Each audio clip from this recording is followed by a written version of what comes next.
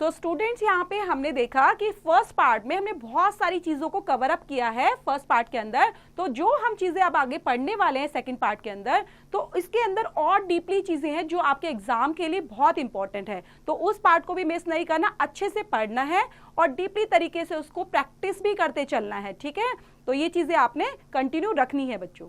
सो यहाँ पर जो पीई है बेटा आपतित किरण है, ईएफ क्या है, अपवर्तित किरण है, एफएस निर्गत किरण है। तो यहाँ पर अलग अलग बेस पर हमने देखा कि जो पृष्ठ है, पहले पृष्ठ ए बी पर प्रकाश की किरण वायु से कांच में प्रवेश करती है, वायु से कांच में प्रवेश करेगी। उसके बाद प्रकाश की किरण अभिलंब की ओर मुड़ जाती है, ठीक है, 90 डिग्री का एंगल फॉर्म करती है। और आपने देखा बेटा नीचे से जाते हुए ऊपर और फिर अगेन नीचे गए हुए हैं, तो इस तरह से क्या है वो अभिलंब की तरफ ही मुड़ती है। और दूसरे पृष्ठ पर एसी पर प्रकाश की किरण कांच से वायु में प्रवेश करती है और ये अभिलंब से दूरी पर मुड़ती है। ठीक है, तो प्रिज्म का प्रत्येक अपवर्तन पृष्ठ कैसे अभिलंब के आकार में अलग अलग एंगल्स को फॉर्म करता है। अब जो हमने देखा बेटा, जो कांच का स्लैब था उसमें झुकाव तो हमने देखा, झुकाव और समान ही है।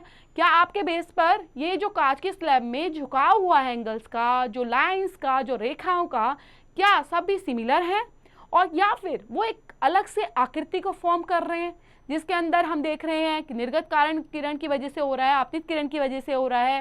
क्या वो उन दिशा में समान रूप से कोण बना रहे हैं। कोण जो कहलाता है इसमें विचलन कोण कहते हैं, जिसमें एंगल डी को हमने विचलन कोण का नाम दिया है। नेक्स्ट टॉपिक है बेटा, कांच के प्रिज्म द्वारा श्वेत प्रकाश का विक्षेपण कैसे होता है। कांच का प्रिज्म है, श्वेत प्रकाश का विक्षेपण हो रहा है। अब कैसे ये अलग अलग रंगों में बट जाता है तो अब हम नॉर्मल देख रहे हैं, ये तो श्वेत प्रकाश है, सफेद है, और जैसे ही ये वर्ण, ये रंग अलग अलग विक्षेपण द्वारा बट जाते हैं तो ये 7 रंगों में विभाजित हो जाते हैं।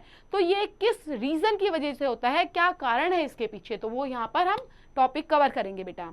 आपने इंद्रधनुष को तो देखा है, उसके अलग अलग रंगों को भी देखा है और बहुत अच्छे लगते हैं वो, अलग अलग रंगों में 7-7 रंग हैं उसके और सारे इतने अट्रैक्टिव लगते हैं इंद्रधनुष को देखते हैं।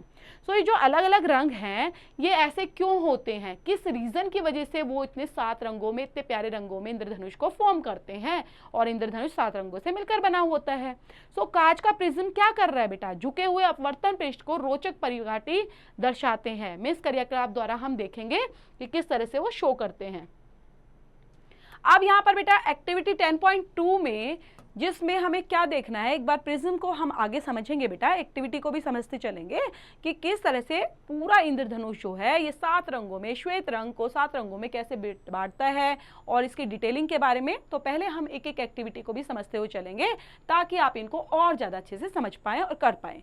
पहले इस एक्टिविटी में बेटा क्या करना है, आपको गत्ते की एक मोटी शीट लेनी है और इसके मध्य एक छोटा छेद कर लेना है। ठीक है, छोटा सा छेद किया, उसके बाद जो ये पतला सा छेद है उसमें सूर्य का प्रकाश पड़ेगा। सूर्य का प्रकाश पड़ेगा तो कैसे होगा, निकलेगा बिल्कुल सीधी रेखा में ही। ओके, सो जैसा कि हमने बात की थी, प्रकाश सीधी रेखा में गमन करता है और एक पतला किरण पुंज प्राप्त आपको हो जाएगा, पतली सी किरण उसके अंदर से निकल रही है।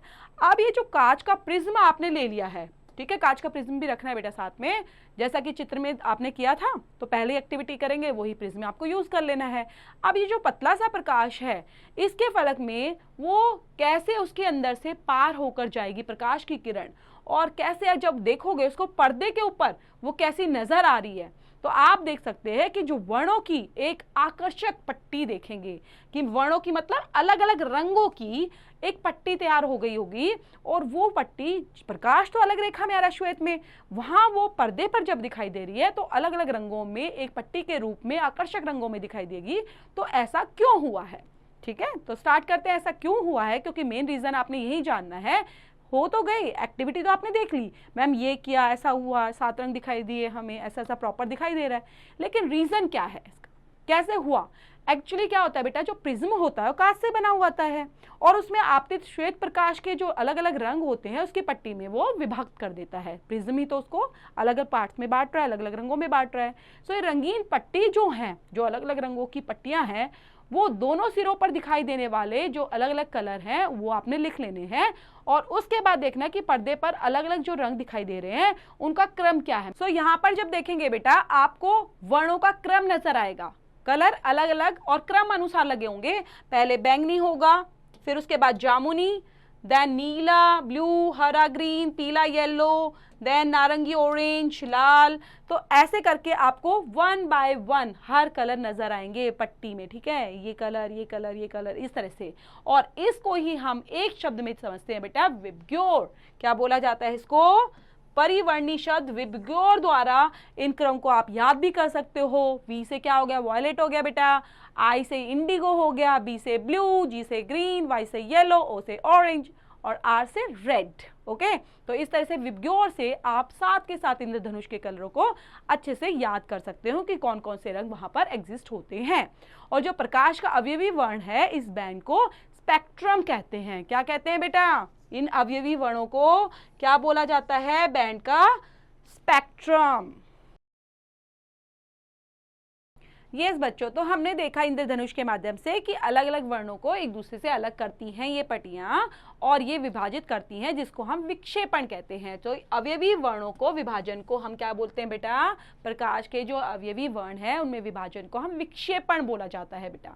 अब विक्षेपण में प्रिज्म से गुजरने वाले के बाद में, जैसे ही प्रकाश प्रिज्म से गुजरा, उसके बाद प्रकाश के जो अलग अलग वर्ण है बेटा, विभिन्न वर्ण है, वो आपतित किरण के सापेक्ष अलग अलग कोणों पर झुकते हैं। ठीक है, ये देख पा रहे हो, अलग अलग कोणों पर झुक रहे हैं। लाल प्रकाश सबसे कम झुक रहा है, देखा आपने? रेड कलर सबसे कम झुका हुआ है, जबकि बैंगनी सबसे अधिक झुकता है। इसलिए प्रत्येक वर्ण की किरणें अलग अलग पंथों के अनुदिश निर्गत होती है और अलग अलग एंगल फॉर्म करती है बच्चों।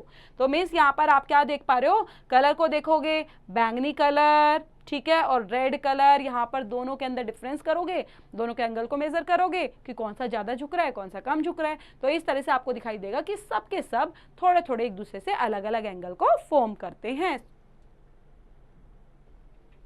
सो यहाँ पर बेटा जो सुस्पष्ट वर्णों का बैंड ही क्या कहलाता है? हमें स्पेक्ट्रम के रूप में दिखाई देता है। क्या दिखाई देता है बेटा? स्पेक्ट्रम के रूप में। अब एक्टिविटी अलग अलग के बेस पर हम देखते हैं। आइजक न्यूटन ने सबसे पहले सूर्य का स्पेक्ट्रम प्राप्त करने के लिए क्या किया था? कांच के अलग अलग 2 प्रिज्म का यूज किया था। देख रहे हो आप, ये प्रिज्म इन्होंने क्या किया बेटा? अलग अलग प्रिज्म का यूज किया है, ठीक है।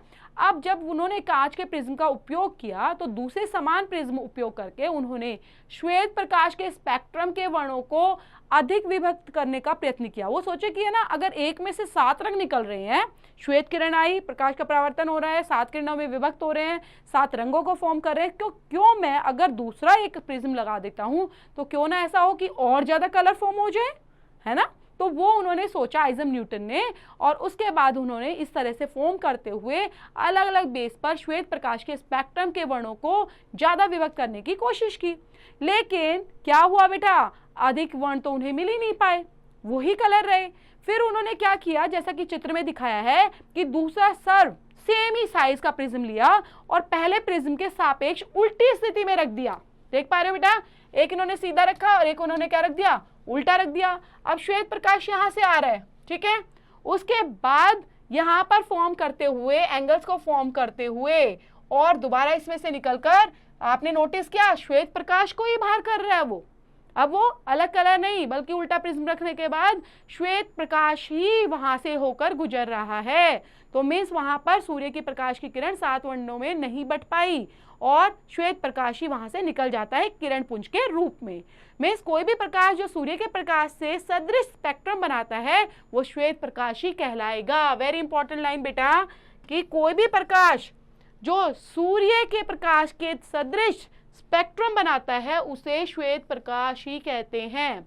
इंद्रधनुष की बात की जाए तो बारिश होने के बाद ही तो दिखाई देता है बेटा। बारिश हो जाए और फिर सूरज निकला है हल्का हल्का, बारिश की टिप टिप आती थोड़ी थोड़ी बूंदे होती हैं। वो बूंदों का क्या काम होता है बेटा? वो बूंदे ही तो एक्चुअली में प्रिज्म का काम करती हैं, तभी तो इंद्रधनुष अपोजिट डायरेक्शन में नजर आता है आपको। सूर्य इधर से है तो आपको इंद्रधनुष दूसरी साइड से, मीन्स डायरेक्शन दूसरी होगी। ईस्ट है तो वेस्ट, साउथ है तो नॉर्थ। ओके, सो मीन्स यहाँ पर आपको अपोजिट डायरेक्शन के अंदर ही दिखाई देने वाला आता है इंद्रधनुष। सूर्य के हमेशा अपोजिट। सो इंद्रधनुष वर्षा के पश्चात ही हमें दिखाई देता है। उसके अंदर छोटे छोटे सूक्ष्म कण दिखाई देते हैं और प्राकृतिक स्पेक्ट्रम होता है जिसकी वजह से ऐसा होता है। और वायुमंडल में जल की जो छोटी छोटी बूंदें होती हैं सूर्य के प्रकाश को परिक्षेपण के कारण ही ऐसा होता है, जैसा कि हमने अभी बताया, जिसके अंदर इंद्रधनुष सूर्य के विपरीत दिशा में ही हमेशा इंद्रधनुष बनाता है। और छोटी छोटी बूंदें क्या काम करती हैं? प्रिज्म का काम करती हैं, जैसा कि आप आकाश में इंद्रधनुष को देख भी पा रहे हो। ये आकाश में इंद्रधनुष बना हुआ है और हमेशा opposite, okay, yes, 7 colours form करता है। तो यहाँ पर बेटा जो आपतित क्या हुआ, यहाँ पे सूर्य के आपतित प्रकाश की जो बूंदें होती हैं वो अपवर्तित होती हैं और विक्षेपित होती हैं, जिसकी वजह से आंतरिक परिवर्तन होता है और जल की जो बूंदें बाहर निकलते समय क्या करती है? प्रकाश को पुनः अपवर्तित कर देती हैं, जिसकी वजह से इंद्रधनुष बन जाता है। हमारी नेत्र उनको विक्षेपण और आंतरिक परिवर्तन के कारण हमें प्रॉपर वो दिखाई भी देता है। सो सूर्य को आपकी पीठ की ओर होगा और प्रकाश की जो धूप होगी वो आपकी, जैसे मीन्स बेटा उधर है, पीछे हमारे सूर्य है, अब धूप तो आगे पड़ रही है ना, तो वहां पर आपको इंद्रधनुष का दृश्य दिखाई देता है। नेक्स्ट टॉपिक है बेटा 10.5, वायुमंडलीय अपवर्तन क्या होता है। वायुमंडलीय अपवर्तन में आप कभी बेटा आपने देखा होगा आग या भट्टी, ठीक है, तो उसमें तो ज्वाला उत्पन्न होती है, ऊष्मा उत्पन्न होती है, विकिरण के ऊपर उठती गर्म वायु, ठीक है, जो वहां से बेटा गरम गरम हवा आती है, वैसे आप गरम लो आती है, आप कहोगे कि वहां पे दूर भी खड़ा हूं तभी भी मैम क्या लग रहा है, लपटें लग रही हैं आपको, गरम गरम वायु लग रही है। वो विशुद्ध प्रवाह में धूल की कणों की आभासी, अनियमित और अस्थिर गति और झिलमिलाहट देखी होगी। मैं झिलमिलाती भी तो देखिए, आप नॉर्मल बैठे हो और आग आपको बिल्कुल सीधी थोड़ी ना नजर आती है, आपको हवा की वजह से, वायुमंडल में हवा है ना, हवा की वजह से वो आपको लपटें कैसी थोड़ा झिलमिला रही हैं, ऐसी नजर आएंगी, ठीक है। वो स्थिर नजर नहीं आती बल्कि अस्थिर नजर आती है हमें, और ऐसा भी नहीं प्रॉपर एक ही सीक्वेंस में वैसे ही काम कर रही है, वो भी नजर नहीं आती। तो वो सब किसकी वजह से होता है? धूल के कण हवा में है, इस वजह से हमें ऐसा प्रतीत होता है बच्चों। तो यहाँ पे जो चित्र दिया बेटा इंद्रधनुष का बनना, तो वो आप यहाँ पर देख सकते हो कि वर्षा की बूंदों की वजह से, वर्षा की बूंदें इधर हैं, सूर्य का प्रकाश इधर से आ रहा है और इधर आपका इंद्रधनुष फॉर्म होता है और इंद्रधनुष बन जाता है। सो यहाँ पर बेटा जब आग की हम बात कर रहे थे, उसके अंदर से ऊष्मा होती है, आग की लपटें आपको झिलमिलाती नजर आ रही है, प्रॉपर नहीं आती, ठीक है, सब चीजें आपको कैसी नजर आती हैं? तुलित नजर आती हैं। और गर्म वायु अपने ऊपर ठंडी वायु की तुलना में काफी हल्की और कम सघन होती है बेटा। दोनों की बात की जाए तो गर्म वायु कैसी होगी? ज्यादा, ठीक है, मीन्स थोड़ा सा, जिसमें हम कंपेयर कर रहे हैं ठंडी और गर्म वायु को, तो गर्म वायु कैसी होती है बेटा? हल्की होती है और कम सघन होती है, और इसमें अपवर्तनांक ठंडी वायु की अपेक्षा हमेशा थोड़ा होता है। कई बार कंपैरिजन के लिए आ जाता है, ज्यादा मार्क्स का चैप्टर नहीं आता, लेकिन कई बार थोड़ा थोड़ा कंपैरिजन में 1 या 2 मार्क्स के आपसे पूछ ले जाते हैं कि अपवर्तन में किस तरह से झिलमिलाहट की वजह से ये ऐसा क्यों होता है, आग हमें ऐसी क्यों नजर आती है, तो वो इसलिए, और ठंडी और गर्म वायु में क्या ऐसा एक अंतर है जिसकी वजह से ऐसा भी होता है। तो इसका अपवर्तनांक ठंडी वायु की अपेक्षा थोड़ा कम होता है, क्योंकि अपवर्तक माध्यम वायु को ही भौतिक अवस्था में स्थिर नहीं है, इसलिए गर्म वायु में से होकर देखने से वस्तु कैसी दिखाई देती है? हमें आभासी नजर आती है। कैसी? आभासी। और इस प्रकार उसकी जो अस्थिरता है वो स्थानीय पर्यावरण की वजह से होता है, जिसमें अपवर्तन पृथ्वी के वायुमंडल के कारण और प्रकाश के अपवर्तन के कारण ही उसके प्रभाव से हमें दिखाई देता है। मिस तारों को भी आपने देखा होगा बेटा, तारे आपको लगता है क्या वो हमेशा टिमटिम करते रहते हैं? नहीं, वो इस तरह से टिमटिमाते नहीं है बेटा, ट्विंकलिंग नहीं करते, वो स्टेबल हैं, वो स्थिर हैं, लेकिन हमें तो टिमटिमाते नजर आ रहे हैं। तो वो किस रीजन से है? वो भी वायु में, ठीक है, वायुमंडल में जो वायु की उपस्थिति है, वायु हमेशा चलती रहती है, तो इस वजह से हमेशा वो टिमटिमाते नजर आते रहते हैं। सो नेक्स्ट टॉपिक है बेटा तारों का टिमटिमाना। इसको हम थोड़ा डिटेलिंग में पढ़ेंगे, तारों का टिमटिमाना क्यों नजर आता है। इसमें चित्र में देख रहे हो ना, ये बच्चा खड़ा है, तारों को देख रहा है, ये आपको आभासी स्थिति है। जैसा कि बेटा आप पिक्चर में देख पा रहे हो कि इसके अंदर ये बच्चा खड़ा हुआ है, और खड़े होने के बाद अगर ये तारा देख रहा है तो किरण का मार्ग तो ये है बेटा, ठीक है।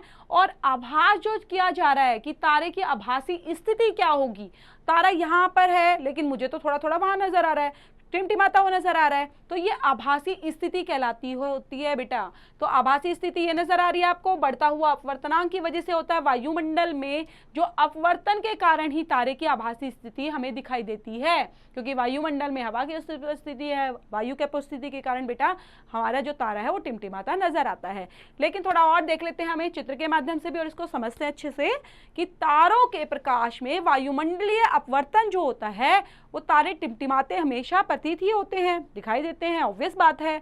और पृथ्वी में जो वायुमंडल है बेटा, पृथ्वी का एक वायुमंडल बना हुआ है ना, ये तो आपने पढ़ा होगा, तो उसमें प्रवेश करने के पश्चात जैसे ही प्रवेश करती है तो पृथ्वी का जो पृष्ठ है उस तक पहुंचने तक तारे का प्रकाश हमेशा निरंतर अपरिवर्तित होता रहता है, परिवर्तित नहीं अपरिवर्तित होता रहता है। और वायुमंडलीय अपरिवर्तन उसी माध्यम में होता है जिसमें क्रमिक परिवर्तित अपवर्तनांक है, क्योंकि वायुमंडल तारे के प्रकाश को अभिलंब की ओर झुका देता है। ठीक है, अभिलंब की ओर झुका देता है। जैसा कि आपने बेटा इंद्रधनुष में देखा था, तो इंद्रधनुष की स्थिति में थोड़ा सा यहाँ पर प्रकाश का अपवर्तन अलग था, लेकिन यहाँ पर आप प्रकाश को अलग अभिलंब की ओर झुकता हुआ नजर आएंगे। लेकिन ये सब किस रीजन से है बेटा? वायुमंडल में हवा के दाब की वजह से होता है, जिसमें तारे का एक आभासी स्थिति हमें दिखाई देती है, उसकी वास्तविक स्थिति से वो हमेशा अलग होती है। और साथ में आप देख रहे हैं ना, दोनों की स्थिति बिल्कुल अलग अलग है। तो क्षितिज के निकट दिखने पर कोई भी तारा अपनी वास्तविक स्थिति में कुछ ऊंचाई पर होता है, ठीक है, अपनी एक्चुअल स्थिति कहाँ है? और ऊंचाई पर है, हमें थोड़ा सा और पास नजर आ रहा है, और वो धूमिल होता हुआ भी हमें नजर आता है। सो ये चीजें आभासी स्थिति में स्थायी नहीं होती, बल्कि धीरे धीरे भी वो बदलती रहती हैं। और ये सब क्योंकि पृथ्वी का वायुमंडल की जो भौतिक अवस्थाएं होती हैं बेटा, वो कभी भी स्थायी नहीं होती। इस रीजन से भी होता है कि पृथ्वी मंडल, जो अगर पृथ्वी में बात की जाए तो पृथ्वी का जो वायुमंडल है उसकी भौतिक अवस्थाएं कभी स्थायी नहीं होती, मीन्स बिल्कुल ऐसी परफेक्ट नहीं होती कि वो जहाँ पर स्टेबल है वैसी रहेंगी, स्थायी नहीं होती। इसलिए भी ऐसा होता है, तारे वैसे तो बहुत दूर है लेकिन हमें थोड़ा सा फिर भी पास में नजर आते हैं, काफी दूर है बेटा, ठीक है। और हम बात करें सूरज, सूरज भी तो एक तारा है, ठीक है, लेकिन वो बड़ा नजर आता है, क्यों? क्योंकि वो ज्यादा निकट है। लेकिन तारे जो हैं वो काफी दूर हैं, वो प्रकाश के बिंदु स्रोत के संकेत हैं, और तारों को आने वाली प्रकाश किरणों को का जो पथ होता है वो धीरे धीरे बदलता रहता है, क्योंकि कोई भी चीज बहुत ज्यादा दूर है, बीच में कोई माध्यम आ रहा है बेटा, तो इस वजह से वो धीरे धीरे क्या होती है, हमें परिवर्तित नजर आती है, कि उसका स्थान चेंज होता हमें नजर आता है। लेकिन पास में कोई चीज होती है तो हमें स्टेबल ही दिखाई देती है। सेम वही तारों के साथ होता है। सो जो तारों की बेटा आभासी स्थिति है वो हमेशा विचलित होती रहती है, ठीक है, एक जगह स्टेबल नहीं है तो विचलित हुई, स्टेबल होती है, स्थायी होती है, तो उसका अपोजिट क्या होता है बेटा? विचलन होना, विचलित होती रहती है। और आंखों में प्रकाश की वजह से जब तारे हमें दिखाई देते हैं, तारों का जो प्रकाश दिखाई देता है उसकी मात्रा भी हमें झिलमिलाती ही नजर आती है, कि तारा हमें कैसा नजर आता है? चमकीला नजर आता है, टिमटिमाता नजर आता है, धुंधला नजर आता है। ये सब चीजें इसी वजह से हैं, क्योंकि प्रकाश के परिवर्तन के कारण ही और वायुमंडल में हवा के दाब के कारण ही, और ये सब चीजें जो स्रोत का संग्रह होने के बाद बिंदु साइज की वजह से हम प्रकाश स्रोतों को अपने नेत्र में किस तरह से प्रवेश करते हैं, उसकी मात्रा का परिवर्तन क्या है, उसका औसत मान हमेशा शून्य होगा। तो इस तरह से तारे जो है हमें टिमटिमाने का प्रभाव निष्प्रभावी हो जाएगा अगर ऐसा नहीं होगा तो। नेक्स्ट टॉपिक है बेटा अग्रिम सूर्योदय तथा विलंबित सूर्योदय, ठीक है। अग्रिम मीन्स पहला, ओके, पहले अग्रिम, पहले सूर्योदय होना, और विलंबित थोड़ा देर में सूर्योदय होना। तो यहाँ पर हम समझते हैं बेटा इस टॉपिक को, जिसके अंदर वायुमंडलीय अपवर्तन की वजह से ही सूर्य हमेशा क्या करता है? वास्तविक सूर्योदय से लगभग 2 मिनट पहले दिखाई देने लगता है। ये क्या रीजन है? बहुत बार ये क्वेश्चन पूछा जाता है बेटा, क्या रीजन है कि सूर्योदय तो पहले हो गया, ठीक है, सूर्योदय के लगभग 2 मिनट पहले ही पर हमें दिखाई देने लगता है। वार्षिक सूर्योदय हुआ 2 मिनट पहले हमें दिखाई देने लग गया। रीजन क्या है? ये क्यों वार्षिक सूर्योदय के लगभग 2 मिनट बाद तक दिखाई देता है? सो ये क्या रीजन है बेटा जिसकी वजह से 2 मिनट बाद ठीक है, और 2 मिनट पहले हमें सूर्योदय दिखाई देता है और सूर्य अस्त भी। सो सूर्योदय पहले दिखाई देगा, सूर्यास्त हमें 2 मिनट बाद तक दिखाई दे रहा है। तो रीजन तो कुछ ना कुछ होगा ना जिसकी वजह से हम इसके मूल स्रोत तक पहुंच पाएंगे। सो वार्षिक सूर्योदय से हमारा मतलब क्या होता है बेटा, कि इसका मतलब वास्तव में क्षितिज को पार करना। ठीक है, क्षितिज को वास्तव में एग्जैक्ट टाइम ये है पार करने का। और क्षितिज का सापेक्ष वास्तविक और आभासी स्थितियां क्या दिखाई देती हैं। एक होता है बेटा एक्चुअल टाइम, एक होता है हम आभास करते हैं, अच्छा अब हुआ है ये काम, अब ये डन हुआ है। ठीक है, एक्चुअल और आभासी दोनों अलग अलग होते हैं। ठीक है, तो दोनों में यहाँ पर वही चीज है कि हमें अंतर नजर आता है, हमें आभासी प्रतीत होता है। सो वास्तविक सूर्योदय और आभासी सूर्योदय के बीच समय का जो अंतर है वो सिर्फ 2 मिनट का है, मीन्स नियर अबाउट 2 मिनट बोल सकते हो। और ये जो परिघटना है इसके कारण ही सूर्योदय या तथा सूर्यास्त के समय सूर्य का चक्रिका चपटी प्रतीत नजर आती है, कि अब हमें चपटी नजर आ रही है, तो मतलब उसके अंदर थोड़ा सा डिफरेंस यहाँ पर क्रिएट हो गया है। यहाँ पे हम डायग्राम की हेल्प से भी थोड़ा समझते हैं बेटा कि वायुमंडलीय अपवर्तन का सूर्योदय और सूर्यास्त पर प्रभाव कैसे पड़ता है। ये तो बेटा पृथ्वी हो गई, ठीक है, ये आप देख पा रहे हो, ये है पृथ्वी। सो ये जो पृथ्वी है बेटा, इसके बाहर जो आपको डॉटेड में नजर आ रहा है, ये जो एरिया है इसको वायुमंडल बोला जाता है। क्या बेटा, वायुमंडल, इसमें हवा होती है। ओके, सो यहाँ पर एक व्यक्ति खड़ा है, ठीक है, पृथ्वी पर जो दिखाई दे रहा है ब्लू कलर में, तो ये व्यक्ति सूर्य को देखता है, देख रहा है बेटा, ठीक है, और सूर्य की आभासी स्थिति को दिख रहा है। प्रेक्षक है ये, प्रेक्षक मतलब कोई जो है बेटा, व्यक्ति जो खड़ा है प्रेक्षक के रूप में, ये सूर्य की आभासी स्थिति है। और क्षितिज पर, मेन क्षितिज पर ये किस तरह से आभास होता है, ये अलग स्थिति है। मीन्स एक आपकी एक्चुअल स्थिति है और वायुमंडल की वजह से आपकी आभासी स्थिति एक्चुअल स्थिति से बिल्कुल अलग होती है। मीन्स आप यहाँ पर डिफरेंस भी देख पा रहे हो क्षितिज और इसका, तो मीन्स यहाँ पर 2 मिनट्स का जो डिफरेंस है वो पिक्चर की हेल्प से शो किया गया है बच्चों। नेक्स्ट है बेटा, नेक्स्ट टॉपिक 10.6 प्रकाश का प्रकीर्णन। प्रकाश का प्रकीर्णन में बेटा प्रकाश और हमारे चारों ओर की जो वस्तुएं हैं वो हमेशा आपस में ही, जिसको बोला जाता है अन्योन्य क्रिया के कारण हमें प्रकृति में अलग अलग आश्चर्यजनक परिघटनाएं देखने को मिलती रहती हैं। अब हमें पता है भाई आकाश का रंग नीला है, मैम नीला ही क्यों होता है, गहरा है समुद्र तो समुद्र गहरा ही क्यों होता है। ओके, सो गहरे समुद्र के जल का रंग ऐसा क्यों है। सूर्योदय और सूर्यास्त के समय सूर्य का जो रक्त भाव दिखाई देता है वो कुछ ऐसी परिघटनाएं हमें दिखती हैं जिनसे हम परिचित भी नहीं होते बेटा, ठीक है, जो जिनसे हम परिचित नहीं है प्रॉपर तरीके से, और वो चीजें हमें देखने को मिलती हैं जो हमें कहीं ना कहीं आश्चर्य में डाल देती हैं कि ऐसा क्यों होता है, ठीक है, अचंबा कर देती है हमारे लिए। सो जो किसी भी वास्तविक विलयन से गुजरने वाली प्रकाश की किरण होती हैं वो पुंज का मार्ग हमें दिखाई नहीं देता। मीन्स अब देखो हमने प्रिज्म की हेल्प से किया था बेटा, प्रिज्म पुंजी होता है, उसकी हेल्प से किया था, तो हमें प्रॉपर तरीके से देखकर और एक एक्टिविटी के माध्यम से रेखा को जाकर और श्वेत प्रकाश आया और किस तरह से किरण यहाँ पर विक्षेपित हो गई थी, अलग अलग भागों में बट गई थी, अलग अलग रंगों में विभाजित हो गई थी। लेकिन सभी पुंज को देख पाना हमारे लिए इतना पॉसिबल नहीं है, इसलिए सिर्फ और सिर्फ हम क्या देखते हैं कि उसकी स्थिति को देखकर थोड़ा अचंभित हो जाते हैं। लेकिन कई चीजें हमें ऐसा है कि यहाँ पे बेटा साइंस के थ्रू हमने काफी चीजों का पता लगा लिया है, इसलिए हम उन चीजों को साइंटिफिक माध्यम से जब पढ़ते हैं तो हम उस पर आश्चर्य नहीं करते बल्कि उसको साइंटिफिक तरीके से समझने की कोशिश भी करते हैं। जिसमें हम पढ़ेंगे बेटा कि तथापि किसी कोलाइडेन विलेन में जहां कणों का साइज अपेक्षाकृत बड़ा होता है यह मार्ग दृश्य होता है। तो पहले हम पढ़ने वाले हैं बेटा इसके अंदर 10.6.1 के अंदर टिंडल इफेक्ट। टिंडल इफेक्ट होता क्या है बेटा, टिंडल इफेक्ट आपने अगर सुना भी हो तो उसके अंदर वायुमंडल के अंदर, ठीक है, पृथ्वी के अंदर बेटा वायुमंडल है, तो पृथ्वी के बाहरी सतह पर है ना हमारा वायुमंडल, जैसा कि पिक्चर में दिखाया था।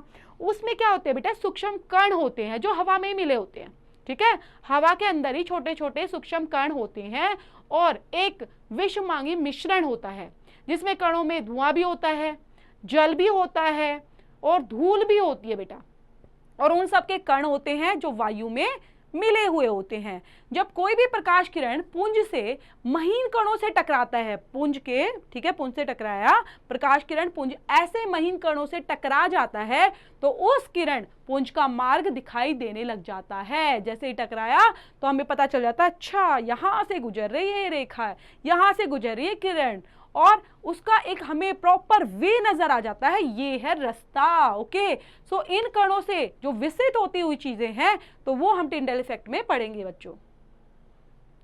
तो यहां पर बेटा प्रकाश परिवर्तित होकर क्या हमारे तक पहुंच पाता है, क्योंकि वो एक रास्ता है ना, रास्ता भी तो दिखाई देंगे, तो रास्ते को ही समझ रहे हैं। यहाँ पर जो कोलाइडी कण है बेटा, उनके द्वारा प्रकाश के परिकर्ण में परिघटना टिंडल प्रभाव उत्पन्न करती है, जैसा कि 9th स्टैंडर्ड में पढ़ा था आपने। एक जंगल वाला एग्जाम्पल था, याद है ना बेटा? जंगल में आपने देखा होगा बहुत सारे घने पेड़ होते हैं, वहां पर कुछ कुछ जगह आपको ऐसा होगा कि वहां पर सूर्य की किरणें आ जाती है और सीधा पृथ्वी से टकराती है और हमें नजर आ जाती है। घना सा वृक्ष है बेटा, बहुत ज्यादा पत्ते हैं उसमें, और सोचो कि कहीं ना कहीं से कोई छोटा छोटी जगह है जहां से प्रकाश की किरण आपको नजर आ रही है आती हुई, उसी को टिंडल इफेक्ट में हम कैटेगराइज करते हैं, जैसा कि 9th स्टैंडर्ड में आपने काफी डिटेलिंग में इसमें पढ़ा भी होगा कि टिंडल इफेक्ट को और कैसे समझ सकते हैं। सो इसमें देखते हैं बेटे, जब धुएं से भरे किसी कमरे में किसी सूक्ष्म छिद्र से कोई पतला प्रकाश किरण पुंज प्रवेश कर जाता है, तो आप इस परिघटना को जब देखते हैं तो प्रकाश का परिकरण कणों को दृश्य बनाता है, और किसी घने जंगल के वितान में सूर्य का प्रकाश गुजरता है तो भी टिंडल प्रभाव को देखा जा सकता है।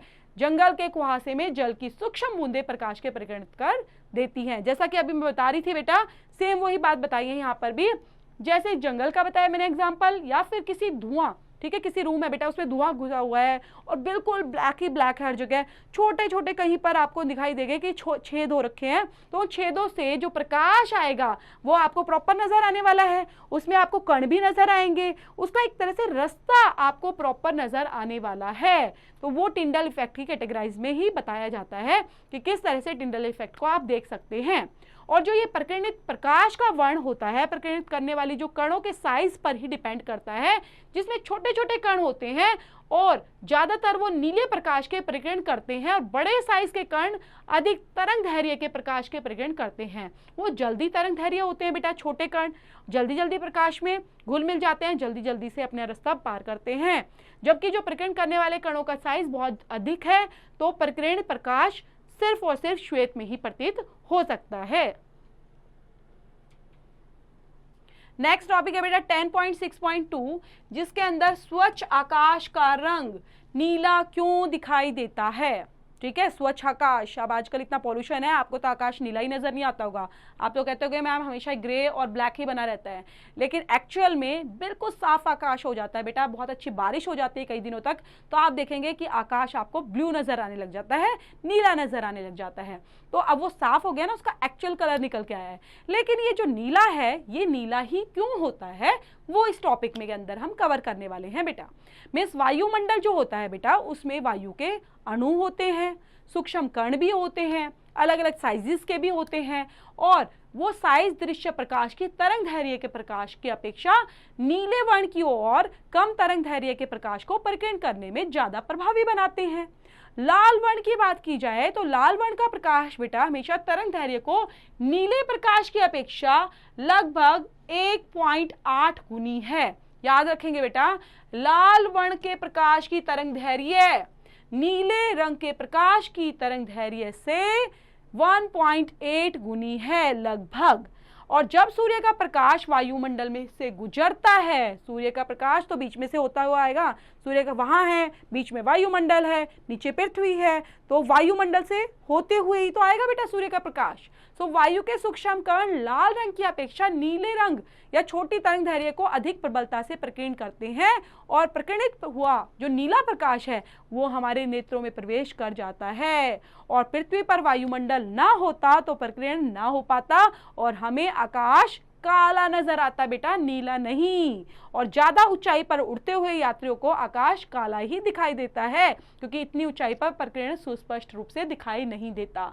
मेन बेटा देखो, सिर्फ आप 2-3 लाइन के अंदर समझ पा सकते हो कि ऐसा क्यों होता है। ये लास्ट की 4 लाइनें हैं जिसके अंदर आपको ये आंसर आराम से पता चल जाएगा कि आकाश का रंग नीला क्यों होता है। सिर्फ और सिर्फ आपने यहाँ से पकड़ना है लाइन को कि प्रकीर्ण होता हुआ नीला प्रकाश हमारे नेत्रों में जब प्रवेश करता है, यदि पृथ्वी पर वायुमंडल ना होता तो कोई प्रकीर्ण ना हो पाता और आकाश काला नजर आता। जैसा कि जब जहाज में ठीक है बैठे होते हैं लोग, उड़ते हैं, तो वो जब आकाश को देखते हैं उनको काला नजर आता है।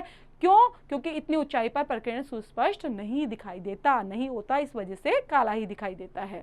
सो नेक्स्ट है बेटा, क्या आपने क्या देखा होगा कि खतरे के संकेत के सिग्नल का प्रकाश हमेशा कैसा होता है, रेड कलर। कहीं पर भी डेंजर का साइन होता है ना बेटा, तो उसको रेड बना देते हैं, रेड से आप समझ जाते हो डेंजर का साइन है।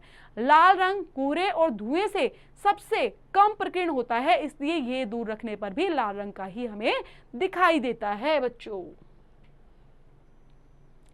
इस चैप्टर में बेटा हमने क्या क्या सीखा, हम उन चीजों को कवर कर लेते हैं। पहले सबसे पहले हमने देखा था नेत्र की वह क्षमता बेटा, नेत्र की वो स्पष्टता जिसकी वजह से हम फोकस दूरी को समायोजित करके, फोकस दूरी को इकट्ठा करके समायोजित करके निकट और दूर की वस्तुओं को फोकस करते हैं, फोकसित करते हैं, नेत्र का समंजन क्षमता कहलाती है। तो नेत्र की समंजन क्षमता को समझ गए बच्चे, फोकस करना कहां पर, निकट और दूरस्थ वस्तुओं को ही, तो ये कहलाता है समंजन क्षमता। नेक्स्ट है बेटा वह अल्पतम दूरी जिस पर रखी वस्तु को नेत्र बिना किसी तनाव से सुस्पष्ट देख सकता है। ठीक है, अल्पतम दूरी जिस पर कोई वस्तु रखी है और बिना तनाव के आराम से हमें दिखाई दे रही है, तो उसे क्या कहेंगे, नेत्र का निकट बिंदु अथवा सुस्पष्ट दर्शन का अल्पतम दूरी भी कह सकते हो। सामान्यतः दृष्टि से वयस्कों के लिए लगभग कितनी होती है बेटा, 25 सेंटीमीटर। सो नेक्स्ट है बेटा ये दृष्टि के सामान्य अपवर्तक दोष क्या है। 3 दोषों के बारे में बेटा हमने पढ़ा था, पहला था निकट दृष्टि, दीर्घ दृष्टि और जरा दूरदृष्टिता के बारे में। इसके अंदर हमने ये भी देखा था कि उचित क्षमता के अवतल लेंस का इसको बदला जा सकता है, इसमें संशोधन किया जाता है। दीर्घ दृष्टिता के लिए हमने देखा था इसको उचित क्षमता के लिए उत्तल लेंस का यूज किया जाता है, और जो वृद्धावस्था में नेत्र का समंजन क्षमता को घट जाती है तो उस वजह से इसको रिपेयर किया जा सकता है, बदला जा सकता है। नेक्स्ट है बेटा श्वेत प्रकाश का इसके अवयवी वर्णों में विभाजन विक्षेपण कहलाता है। ठीक है, श्वेत प्रकाश का अलग अलग रंगों में विभाजन विक्षेपण बोलते हैं बेटा इसको। नेक्स्ट है प्रकाश के प्रकीर्णन के कारण आकाश का रंग नीला और सूर्योदय एवं सूर्यास्त के समय सूर्य रक्ताभ प्रतीत होता है। तो इसी बेस पर बेटा एक्सरसाइज दी गई है आपकी। एक्सरसाइज में हमारा फर्स्ट क्वेश्चन है कि मानव नेत्र अभिनेत्र लेंस की फोकस दूरी को समायोजित करके अलग अलग दूरी पर रखी हुई वस्तुओं को फोकसित कर सकता है, ऐसा हो पाने का कारण क्या है। जरा दूरदृष्टिता है, समंजन, निकट दृष्टि या दीर्घ दृष्टि, आपको खुद से फाइंड आउट करना है, बहुत इजी है, हम ये टॉपिक कवर कर चुके हैं बच्चों। नेक्स्ट है मानव नेत्र जिस भाग पर किसी वस्तु का प्रतिबिंब बनाते हैं तो उसको क्या बोला जाता है, प्रतिबिंब बनाने का कार्निया बोला जाता है। ठीक है, रेटिना जिसको बोलते हैं बेटा, परितारिका बोला जाता है, या पुतली या दृष्टिपटल, बहुत इजी था, ये भी हमने कवर किया है। तो इस तरह से और भी बहुत सारे क्वेश्चंस होंगे आपके